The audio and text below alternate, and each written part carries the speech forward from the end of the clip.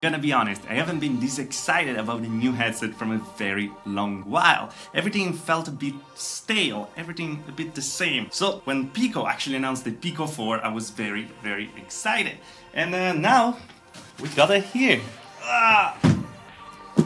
The Pico 4. We finally a real shift in design, features and hopefully comfort. So let's check it out together, shall we?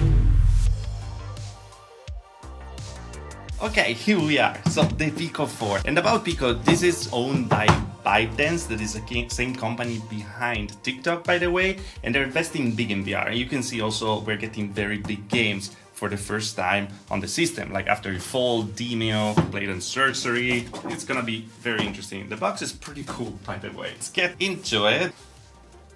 Bam! The Pico 4. We have the two new controllers. They feel very nice and ergonomic, a bit small for my hand probably, but yeah, with the new ring that goes from the top to the bottom to have a better tracking and at the same time don't get in the way when you're trying to get the two controllers together. Very cool. They come with two batteries each, and oh my god, this is tiny! The new headset. The Pico 4. It has an integrated strap with the battery on the back, that's why it's already there, and unfortunately it's not removable. Let's see what's in here. Manuals, I guess, we don't need it. The nose part, the face cushion is removable, so it comes out like that, and now you can see how tiny it is compared to the Quest, for example. It's freaking incredible. And we have also a glass spacer if you wear glasses, cable to recharge it, and of course a charger. This actually also supports quick charge 2.0, so it's gonna be very fast to charge up. And geez, this is so tiny and light. Like, wow, this finally feels a bit different from the rest of the headset. Like, it's incredible. This is like all padding because of course it has to be comfortable at the end of the day. Bam! With a camera in the middle that is a color pass-through, so you can see outside. Unfortunately, it's just single camera, so it's not gonna have a stereoscopical view. Probably it's not gonna be used as much for mixed reality. Then here we have the USB Type-C, and you can see all around we have the four different cameras. A little grill on the bottom and on the top for ventilation, because this is gonna run the XR2 clock pretty high, so you should have a great performance. And the best part over here are the new lenses that are finally pancake lenses. As you can see, there are no rings. We're far from the Fresnel.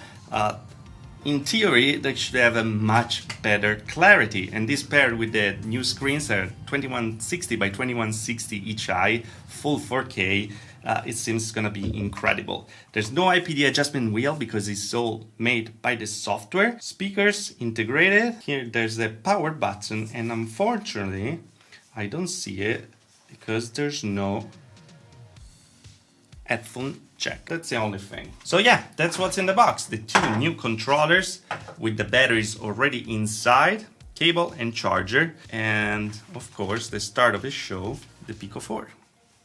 And also the cool thing, this doesn't require, of course, a Meta account, and not even a TikTok account or something like that. It's just a Pico account which you're gonna buy all the different apps. So let's put this thing on.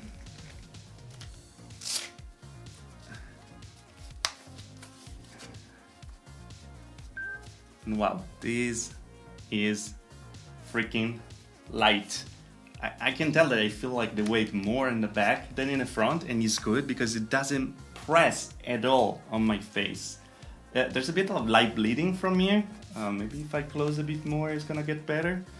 But yeah, this is absolutely fantastic. It fits like a glove. It's incredible.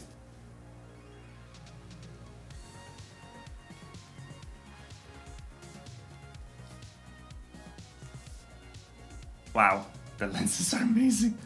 The FOV is much bigger than the Pico Neo 3 Link and the Quest as well. It's round, but it feels very nice. Screen door effect, like, it's a 4K display, it's not much there. And I need to use the controllers right now. There's a tutorial for it. Yeah, so far, it looks good. And here we are. I've been using this for the entire weekend. And I have to say, yeah, I'm still impressed. This video, by the way, is not gonna be a full review. It's impossible to make a review in this little time. And the software is not even final yet. For example, the streaming app to use PCVR games wasn't even available till yesterday. I actually had to ask Guy from Virtual Desktop for a preview of the app that is gonna arrive on the Pico 4 and the Pico Neo 3. And I gotta tell you, it did it again. It works like charm and perfectly. But yeah, the official one from Pico, it wasn't even there. Also, I'm pretty sure Pico is watching this video with you right now because they asked some feedback on things on software that they would like to change or bugs that they could find in this period where it's not ready yet for release. Hi Pico. But yeah, buckle up because we're gonna see some good and some bads and things that I noticed on this guy over here. Talking about comfort, the Pico 4 is absolutely fantastic. As I said, the balance between front and back is absolutely perfect. It just feels that light on your head. It doesn't leave any marks because it doesn't press too much, and it's already my preferable way to actually play VR. The only thing that would change is actually the padding, that is a bit too stiff, and the back padding that is very stiff. But yeah, I started to feel the fatigue of using it just around 2 hours of playing, and the batteries were almost there to be done, so balance there. And talking about visuals, that's where the headset really shines, and at the same time, it doesn't shine enough. I don't know if this is a bug in software, because it might be that we have the same screens that we had on the Pico Neo 3, but it's not as bright as the Pico Neo 3 was. It doesn't make it unusable at all, but even cranking up the brightness at the max, it just doesn't feel like poking your eyes, let's say. The colors are also not that vibrant, and I think that might be fixed via software. And the other weird thing is that we have a 4K display over here, but I'm pretty sure they're keeping the resolution of the dashboard and some games very low. And it's just an odd decision considering that the Pico Neo 2 and the Pico Neo 3 both had a much better clarity in the dashboard itself. So Pico, please just rise up the resolution again. And that's such a weird thing, because just a little update by editing Tyriel. Well, they fixed actually the dashboard that now renders as full resolution. The home is still lower resolution, but it's already miles better than before. It's not a problem anymore, I'll say. Thing is, these lenses, these new pancake lenses, are absolutely fantastic. The field of view is very good, so you don't feel that goggle effect. And we have no god rays, no glaring, no weird rings appearing, nothing. The image is just crystal clear. By the way, the IPD adjustment is just incredible. I don't know if I feel worthy of having a motorized IPD adjustment in such an inexpensive new standalone headset. Because yeah, you just change it by software and the lenses are gonna move left and right by themselves. That's cool. I mean, the Vario does that. It's much more expensive. And to be honest, I don't know the cost of it, but I'd rather have just a little dial to do it myself and have a better screen, much brighter screen that maybe saving some money on the screen and having a motorized IPD adjustment. But that's just me. I also recommend, if you get it, to switch right away to 90 Hz, because on default it's actually on 72, so everything will feel much smoother in there. But there's also a bug that, hey Pico, fix it please, where the actual menu still refreshes 72 Hz, so it feels a bit choppy when you use it, even when the headset itself is running at 90. But hey, let's talk about the system itself. So first of all, it's amazing that when you put it on, you can start to play pretty much right away. You don't need a phone for the setup like you need with the Meta headsets, for example. Everything is in there. You don't need a particular account, you just create in headset your account. Of course, you need a Wi-Fi connection, so then you can start to update the headset and download new games and something that you're gonna use in there.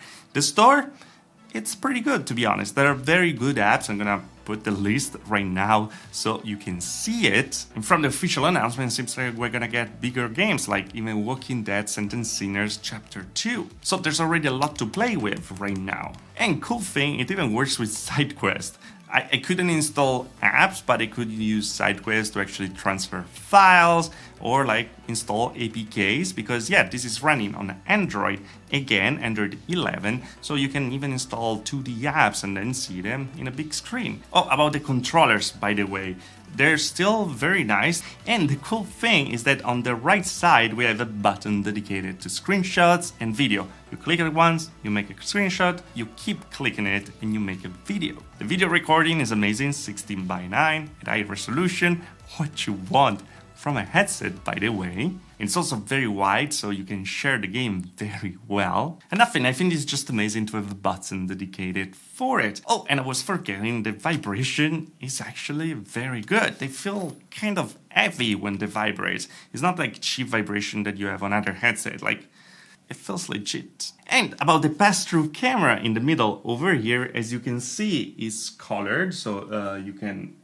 see all around pretty well, but it's not 3D. It's doing something weird, to be honest, to feel like it, but yes, it's not 3D, so it will be very challenging to actually do some mixed reality with it. At the same time though, it's very funny because we have the same little trick in the settings to actually go to the pass-through with a double tap on the right side of the headset. It's in the settings there, and it works very well, so you can switch from one to the other. But yeah, there's a lot to talk about the Pico 4 right now. I don't want to make a 40 minutes video, and yeah, we're gonna make a review then with all the different details, so don't worry about it. I saw all the questions that you asked in the community tab. I think I answered all of them in this small video, preview video.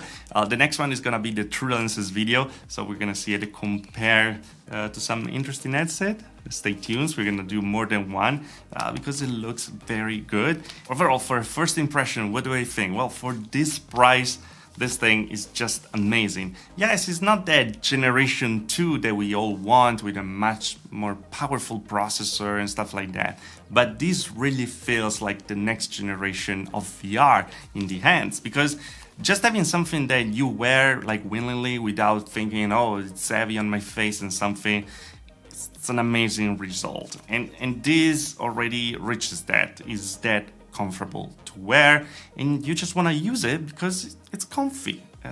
That's the reality. I think they really nailed it with the design and with the software that is improving every day in this moment. I'm really optimistic for the future of the Pico 4 and the Pico brand in general. But yeah, let me know what you think about it in the comment below. If you have any other questions, let me know down there.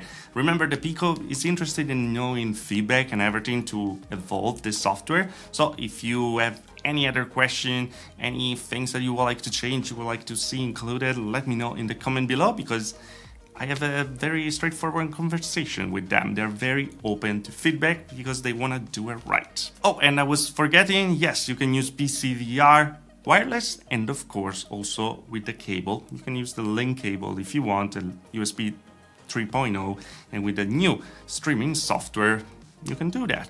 No problem at all. But yeah, that was all, guys. As always, if you liked the video, like. If you didn't like this, dislike. Subscribe to the channel for more VR tech. If you really love the channel, there's a join button there. There's one further, also the Patreon. Thanks for all the Patreon, and join the channel, of course, for the support. And I see you guys next video. Thanks for watching. Ciao. Oh, I was forgetting. Not having the headphone jack really sucks. Like big time.